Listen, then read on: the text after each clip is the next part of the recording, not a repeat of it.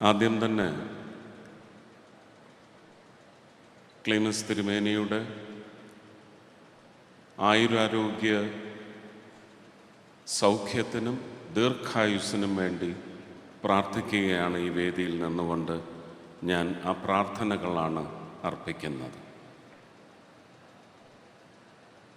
അദ്ദേഹവുമായിട്ടുള്ള ബന്ധം പരിശോധിക്കുകയാണെങ്കിൽ എനിക്കിവിടെ കൃത്യമായി 4 മിനിറ്റിനുള്ളിൽ നിർത്തിയൊരു സ്പീച്ച് ഒഫീഷ്യലായിട്ട് എനിക്ക് തന്നിട്ടുണ്ടെങ്കിലും ഇവിടെ നിഷ്കർഷിക്കുന്ന 3 മിനിറ്റിൽ അത് ഒതുക്കണമെന്ന് വിചാരിക്കുന്നത് കൊണ്ട് പെട്ടെന്ന് ഞാൻ ആംഗ്ലയം ഉപേക്ഷിച്ച് മലയാളത്തിൽ സംസാരിക്കുകയാണ്.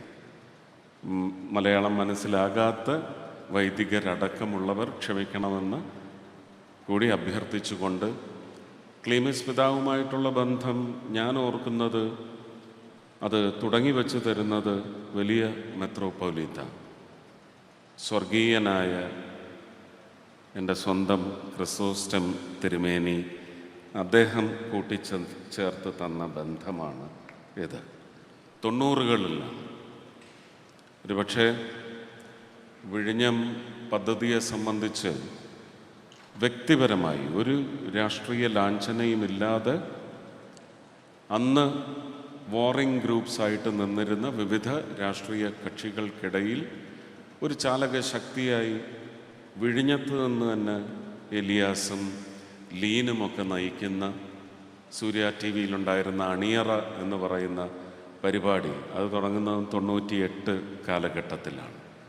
അന്ന് ആ വാറിയർ ഗ്രൂപ്പിൽ പ്രവർത്തിച്ചതിൻ്റെ ഫലമായിട്ട് വളരെ ഹൃദ്യമായിട്ട് അന്ന് സ്വീകരിച്ച സുസാപാക്യം തിരുമേനിയെയും അന്ന് കട്ട സപ്പോർട്ടെന്ന് പച്ചമലയാളത്തിൽ പറയണം കൂടെ നിന്ന ക്ലീമസ് ബാവയും ഞാൻ സ്നേഹത്തോടെ ഓർക്കുന്നു, എപ്പോഴും ഓർക്കും എന്നതിന് തെളിവാണ്.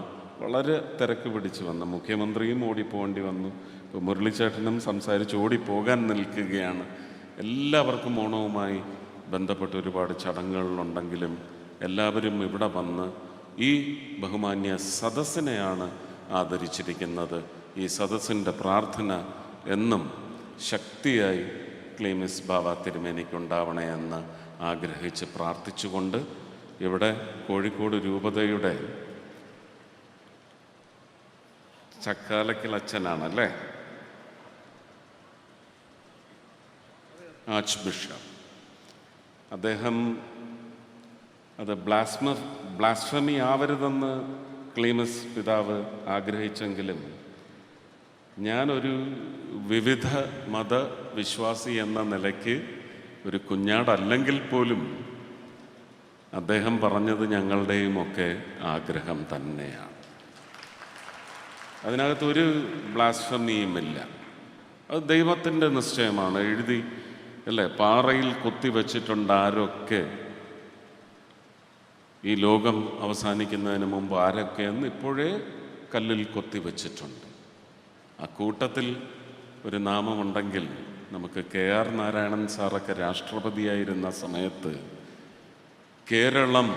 കേരളത്തിൻ്റെ മക്കൾക്ക് ഓടിക്കയറാമായിരുന്നു രാഷ്ട്രപതി ഭവനിലേക്ക്. അതുപോലെ പേപ്പൽ ഓഫീസിലേക്കും ആ ഒരു എക്ലീസിയാസ്ട്രിയിലേക്കുമൊക്കെ നമുക്ക് മലയാളികൾക്ക് മതവും ഒന്നും നോക്കാതെ ഓടിക്കയറാനുള്ള ഒരു നാഥൻ അവിടെ ഉണ്ടാവാൻ അദ്ദേഹത്തെ ഈശ്വരൻ അനുഗ്രഹിക്കട്ടെ എന്നുകൂടി പ്രാർത്ഥിച്ചുകൊണ്ട് അവസാനിപ്പിക്കുന്നു. എല്ലാവിധ നന്മകൾക്കും ഐശ്വര്യത്തിനും വേണ്ടി പ്രാർത്ഥിക്കുന്നു.